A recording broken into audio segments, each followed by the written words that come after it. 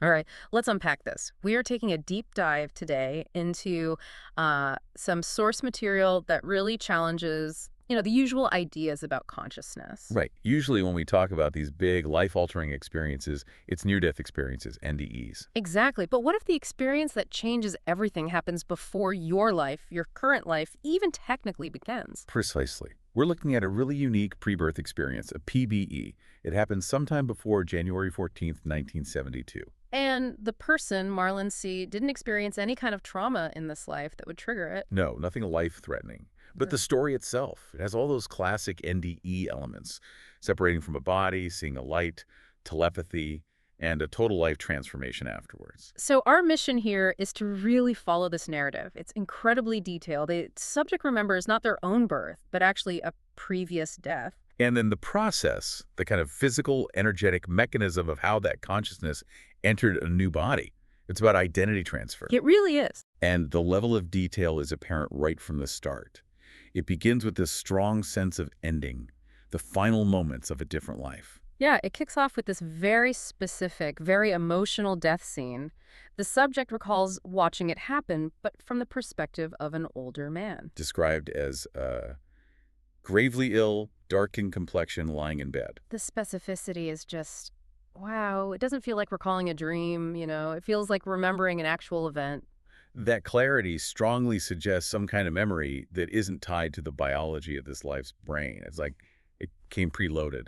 And in the scene, this dying man, he's surrounded by family. There's a preacher there, too. The whole atmosphere is just thick with emotion, really high stakes. That's right. And he's focused on this young woman, maybe early 20s, holding his hand. She's distraught. And he's trying so hard to calm her down, tapping her hand, saying it'll be okay. But inside, his thought, according to the account, was that he needed her to stop crying before he could die. Such an intimate, specific detail, that control at the very end. And you have this contrast, right, with the other young woman, maybe mid to late 20s. On the phone, an old green rotary phone, the source mentions. Yes, and she's keeping it together, but urgently telling someone he won't survive much longer. That split, raw grief on one side, controlled urgency on the other, it really sets the scene. And it feels like that emotional peak, that moment, is what triggers the next phase, the separation. And it's sudden. One moment he's in the bed, the next he's above it all, looking down at his own body, the family, everything. Standard NDE separation, maybe. Yeah. But then comes something truly unique in this account, something the source calls the unwinding. The unwinding. This is the core of it, isn't it? It really is. It's not just floating away peacefully. It's described as a systematic deconstruction. Everything the older man had ever experienced or felt or even thought. It starts to unwind. Yes. Starts slow, the text says, then gets faster and faster and faster. Until this entire lifetime of experiences, memories, feelings, it all collapses, condenses. Into what the consciousness perceives as a streak of light. Wow. What does that even mean for consciousness to unwind? Is it like being erased? Well, that's the big question, isn't it, about identity? If everything unwinds to some basic energy state, how does the who survive? Does the personality make it through? The source seems to imply the essence remains. The complexity collapses, maybe like extreme data compression, like you said, but something core survives. Otherwise, how could it feel anger later on? Exactly. The personality structure seems to persist even if the experiences are reprocessed. Okay, so here's where it gets even stranger. This streak of light, this unwound consciousness, it realizes what it is. It identifies itself as a sperm. An energetic consciousness recognizing itself as a biological particle from the outside. It's an incredible moment in the narrative, that bridge between energy and biology. The subject recalled seeing a lot of them, the sperm, All brightly lit at first. and then quickly turning black, as if they were dying off. It's like witnessing the selection process from the inside, but before being fully inside. But, how reliable can that perception be? Is the consciousness just mapping its later biological knowledge onto this energetic memory? Or did it actually know? It's hard to say definitively, of course, but it points to this crucial interface moment. And the text gives us a clue about how the identity persists through this. Right, it's not just like downloading memories into a blank slate. No. The source explicitly says the consciousness of the older man and the consciousness of the current individual either merged or swamped position. Merged or swamped position. That phrasing is so specific. It really is. It suggests it wasn't just information transfer. The actual personality structure, the who of the dying man, either blended with whatever nascent consciousness was there. Or maybe just completely took over, replaced it. Right. Swamp position implies a more dominant takeover, fundamentally changing the life that was about to start before it even physically started. So the identity transfer, the merging or swamping, it's complete before the physical entry attempt. That seems to be the sequence described, yes. The identity is set. Okay, so this merged consciousness, carried in this light streak identified as a sperm, it approaches the point of entry into the embryo, presumably. And its first perception of this boundary is that it's a wall, a physical barrier. It expected to just smack into it, hit it, and afterwards splat, as the text says, which makes sense if you're moving fast. But the physics, or maybe the metaphysics, are different here. It didn't collide. No, instead it squeezed through it as if it was a thick liquid. That description, thick liquid, gives such a visceral feeling to crossing that threshold, from energy to biology. And as it's doing this, as it's approaching the embryo, the experience starts to resemble more familiar NDE territory. The subject saw an unearthly light, coming from what looked like a tunnel, And there's telepathic communication. An unseen being giving instructions. telling the consciousness to enter the embryo, to go into the light, essentially, but the light leads to biology here. But this is where the conflict happens, right? This is the moment of, well, not choice, but resistance. Huge resistance. Because the consciousness, having maybe glimpsed that light, or remembering the freedom of being unwound or seeing another place, It did not want to go back. The text says it was very adamant about not wanting to come back here. and the emotion identified wasn't peace or acceptance, it was anger. Anger. That's so striking. Fierce refusal. Hating the idea of coming back to life. It makes a certain kind of sense, though, doesn't it? If you've just been released from a dying body, experienced that unwinding, seen something else. And now you're being told, nope, back you go into the very limitation you just escaped. Exactly. The anger feels like a very rational response from that perspective. And the being's response wasn't like a command or a threat. No, described as soothing, almost gentle. You have to go back. But the consciousness didn't just accept that.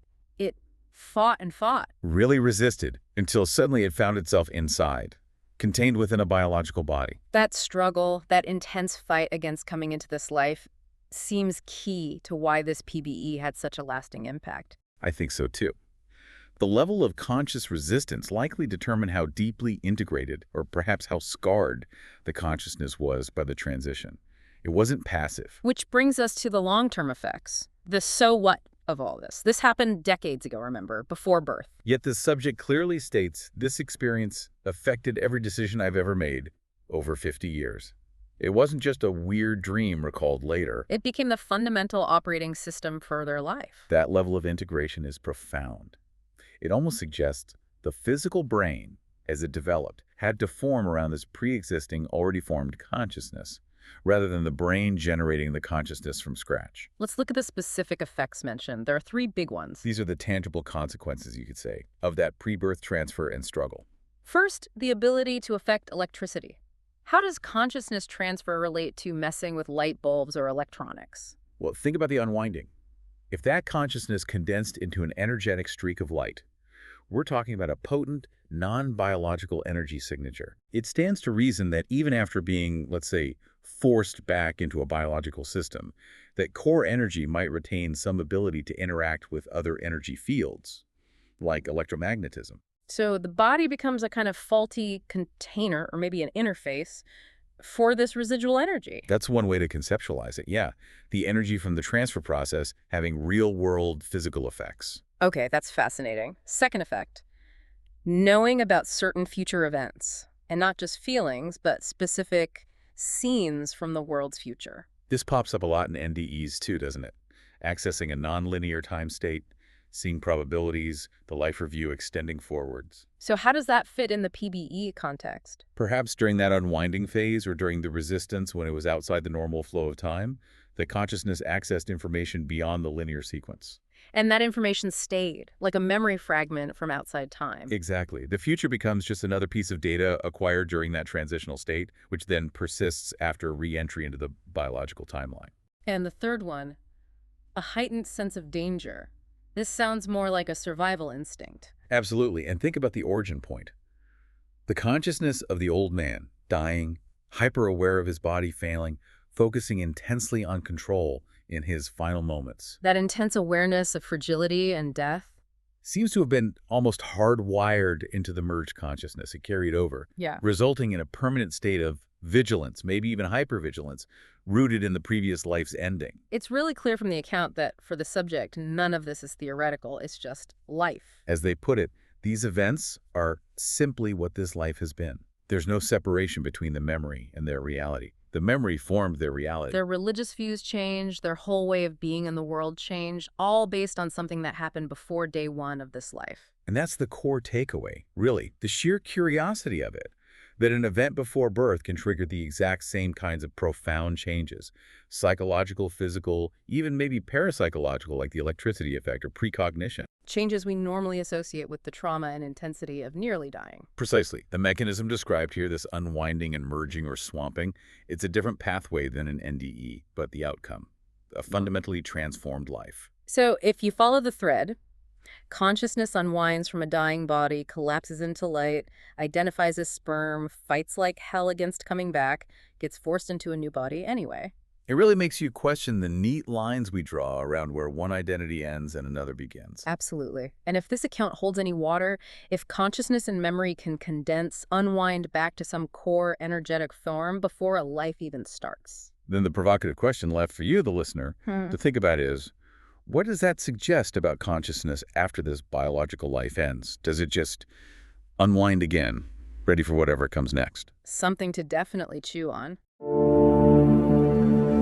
Thank you for listening to Borrowed Time NDE Podcasts.